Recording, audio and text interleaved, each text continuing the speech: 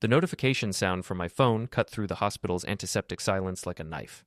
I'd just woken up from what was supposed to be routine gallbladder surgery, still groggy from anesthesia, when I saw it. Kate's Instagram post. Finally free. Life begins now. Before we dive deeper into this story, I have one small request. Please subscribe, drop a like, comment, and hit that hype button to boost this channel so more people can discover these incredible Reddit stories. The photo showed my wife of 6 years clinking champagne glasses with Adam Foster, some pretty boy junior strategist from her marketing firm. The timestamp read 2:47 p.m., exactly when I was under the knife. My finger hovered over the comment button. Then I typed, "Congrats." Within minutes, my phone exploded. Kate's best friend Lindsay was frantically texting damage control. "Eli, it's not what it looks like." But Adam's panicked DM told the real story. "Dude, Kate said you knew about us. This is awkward." I laughed, until my surgical stitches pulled tight. The morphine was wearing off, but the clarity was crystal clear. My wife had just publicly announced our marriage was over while I was unconscious on an operating table. Then my boss called. "Eli, you're trending for all the wrong reasons. Your wife's post is making the rounds in tech circles. Half our clients follow her account." I realized this wasn't just personal betrayal anymore. My humiliation had gone viral in our small New England town's professional community. Kate had made sure everyone would know she dumped the recovering patient for the office heartthrob. But Kate always was careless with details, and I was an IT specialist who noticed everything. The Uber dropped me at our colonial-style house on Maple Street just as the sun was setting. Through the living room window, I could see Kate pacing around, laughing loudly into her phone. Lindsay's voice carried through the glass. "Girl, you're finally living your truth." I used my key quietly. Kate didn't notice me in the doorway, too busy describing her liberation to Lindsay. Empty wine bottles cluttered the coffee table. Suitcases were scattered across our hardwood floors. "Oh, Eli's awake," she said when she finally spotted me, not bothering to end her call. "Lindsay, I'll call you back. Time to face the music." She hung up and tossed her iPhone carelessly onto the couch. Classic Kate, dramatic gesture, zero security awareness. "So," I said, leaning against the doorframe to keep pressure off my incisions. "Finally free, huh?" Kate's eyes were bright with wine and defiance. "Don't be dramatic, Eli. We both knew this marriage was over. I just had the courage to end it." "While I was in surgery." She shrugged. "Life doesn't stop for your medical procedures. Adam and I have been planning this for months. We're in love." "Months," I repeated. "How many months, Kate?" "Does it matter? You've been emotionally absent for years. Always buried in your computers, never wanting to go out, never caring about my career." "Your career." I walked slowly toward the couch, each step deliberate. "Tell me about your career plans with Adam." Kate's phone was right there, unlocked, notifications still popping up. I reached for it under the pretense of moving it so I could sit down. "We're going to request transfers to the Boston office," Kate continued, oblivious. "Adam has connections there. Real connections, not like your small-town IT job." I scrolled through her messages while she talked. Kate had always been terrible with digital privacy. Used the same password for everything, never logged out of anything. The conversation thread with Adam went back 8 months. Hotel receipts, explicit photos, time-stamped messages from afternoons when she told me she was working late. "You know what's funny, Kate?" I said, still reading. "Mrs. Worthington mentioned she'd been seeing a lot of unfamiliar cars in our driveway. Blue BMW, she said. Isn't that what Adam drives?" Kate's face went pale. "That nosy old witch has nothing better to do than spy on neighbors." She also mentioned the car was here most afternoons, Tuesdays and Thursdays specifically, your client meeting days.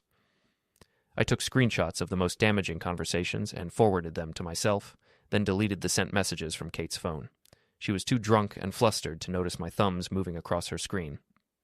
"I'm not ashamed of anything," Kate said, but her voice wavered.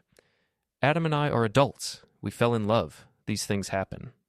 "They do," I agreed, standing up carefully. "And sometimes consequences happen, too." My brother Mason lived 20 minutes away in a garage apartment behind his auto shop. I'd called him from the hospital, and he was waiting with a toolbox and a grim smile. "She really posted that while you were under?" Mason asked, examining Kate's Lexus in our driveway. Instagram, Facebook, and Twitter, the holy trinity of public humiliation. Mason popped the hood and got to work. "Just a little distributor cap adjustment," he said. "Car won't start, but no permanent damage. Plausible deniability." While Mason worked, I uploaded Kate's text messages to a secure cloud folder. 8 months of evidence, affair details, hotel receipts charged to company credit cards, and, most damaging, voice messages where Kate mocked her boss and coworkers to Adam. "Ms. Harlan is such a frigid snake," Kate's voice said in one recording. "She has no idea what real marketing looks like." At 9 p.m., Adam's BMW pulled into our driveway. He looked nervous, checking his reflection in the side mirror before walking to our front door. Kate must have called him after I left. I met them both in the driveway. "Eli," Adam said, extending his hand like we were meeting at a networking event. "Kate told me about your conversation. I want you to know I respect what you two had, but sometimes people grow apart." I looked at his manicured hand, but didn't shake it.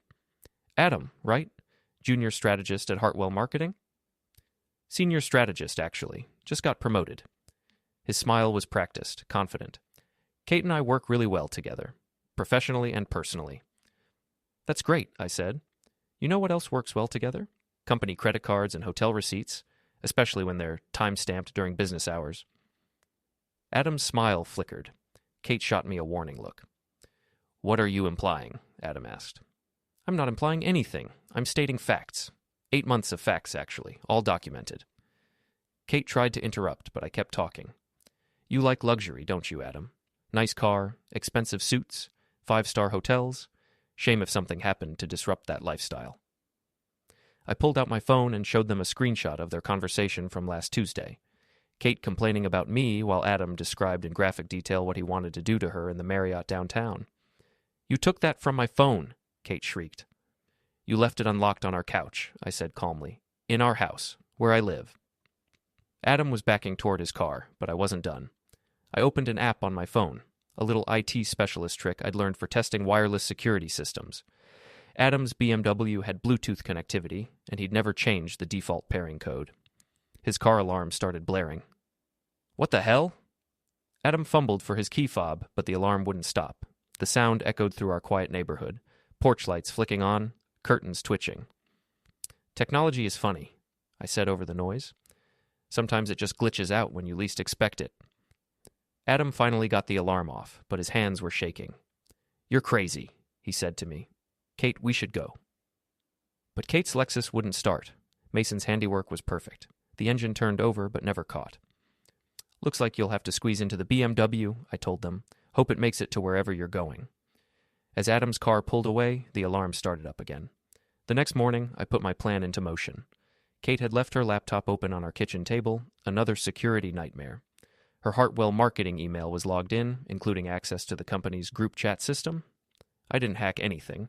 I simply used Kate's own authenticated session to share some interesting files with her coworkers, screenshots of her and Adam's affair, hotel receipts charged to company cards, and the voice memo where Kate called her boss a frigid snake.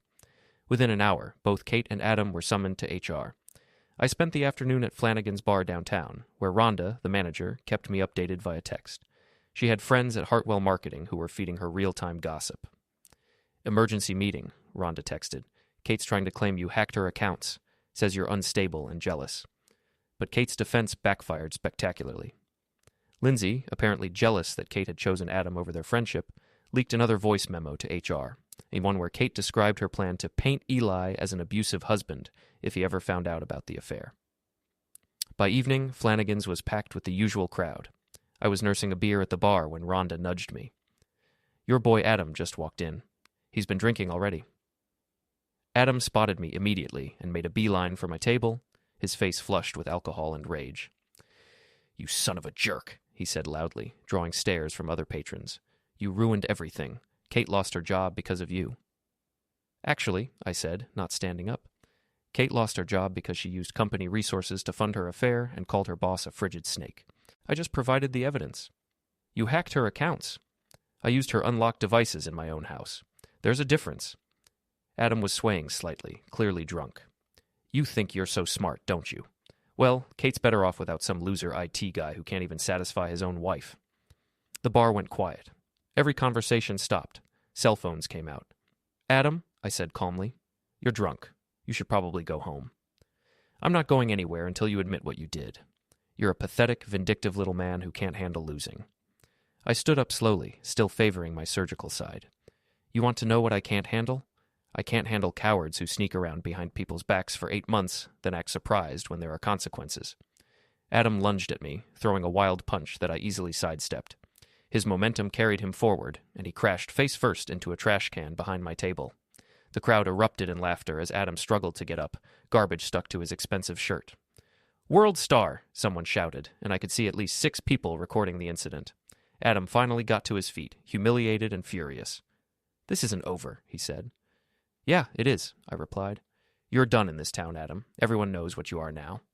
He stormed out, but not before someone had already posted the video online with the caption, "Homewrecker faceplants at Flanagan's." The next morning, I discovered that Adam's apartment building had been vandalized overnight. Someone had soaped all his windows and written "Homewrecker" in shaving cream across his BMW. His tires were slashed, and his apartment door was covered in sticky notes with messages like "cheater" and "scumbag." I had nothing to do with it, but I wasn't surprised. Small towns don't forgive public humiliation easily, and Adam had made himself a target. Mason called me around noon.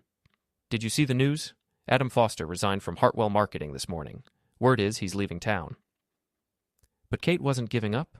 She'd moved in with Lindsay temporarily and was planning one last desperate play to salvage her reputation. Friday was Food Truck Friday in the town square, our community's biggest weekly event. Half the town showed up for lunch, including most of our former friends and coworkers. I was ordering a sandwich when I heard Kate's voice behind me, loud and theatrical. "There he is," she announced. "My abusive ex-husband who destroyed my career." I turned around to see Kate standing on the bandstand, Lindsay beside her, addressing the crowd like she was giving a campaign speech. "This man," Kate continued, pointing at me, "hacked my personal accounts, stalked my boyfriend, and had him assaulted at a local bar. He's dangerous and unstable, and everyone needs to know the truth." A few people were actually listening, phones coming out to record Kate's performance. She was playing the victim perfectly, tears in her eyes, voice shaking with emotion. "Eli Merrick is an abuser," Kate said. "He threatened Adam Foster and me. He violated my privacy and destroyed my reputation because he couldn't handle the fact that I was finally happy." I was about to respond when Mrs. Worthington, our elderly neighbor, stepped forward with her own phone. "That's interesting, dear," Mrs. Worthington said in her sweet grandmother voice, "because I have a recording of you and Lindsay planning this whole speech last night. You left your window open." She pressed play on her phone, and Kate's voice filled the square. "I'll paint Eli as abusive and unstable. Everyone will believe me because I'm the victim here. Women always get the benefit of the doubt in these situations." Lindsay's voice responded, "What if people find out about the company credit cards?" "They won't," Kate replied. "And even if they do, I'll say Eli forced me to use them. I'll say he was controlling our finances." The crowd's mood shifted immediately. People started murmuring, shaking their heads.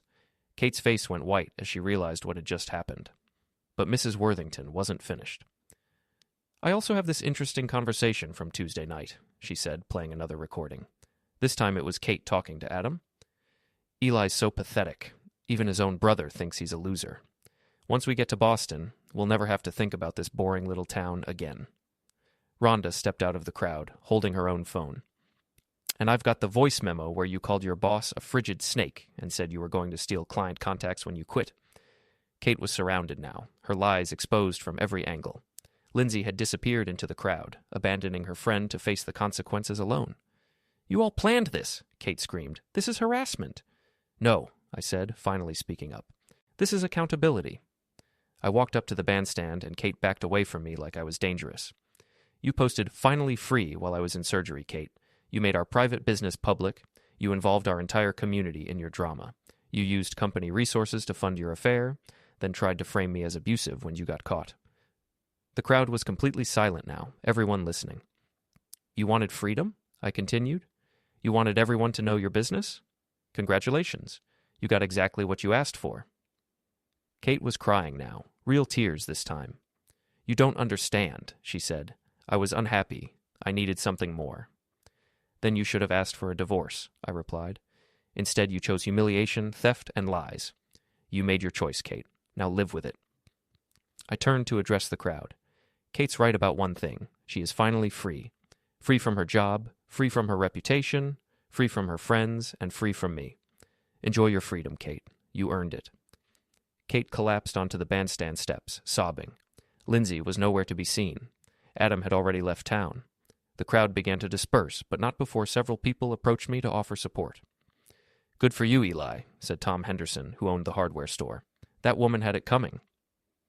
My wife never liked her anyway, added Sarah Mitchell from the bank. Always thought she was stuck up. As I walked home, Mrs. Worthington caught up with me.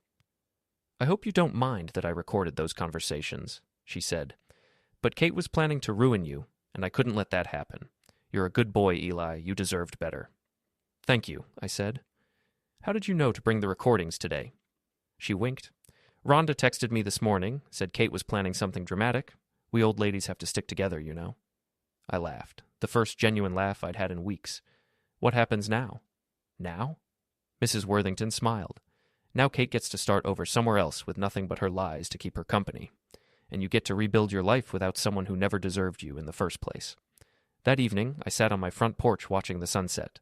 My phone buzzed with messages from friends and coworkers offering support. Kate's social media accounts had been deleted. Adam's LinkedIn profile showed he'd moved to another state. Lindsay had unfriended everyone associated with the drama. Mason pulled up in his truck and joined me on the porch. So, he said, how does it feel to win? Like justice, I said. Kate wanted her freedom, and she got it. She's free from everything she thought she wanted. Her job, her reputation, her friends, her marriage. She's completely free. And you? I thought about it. I'm free too.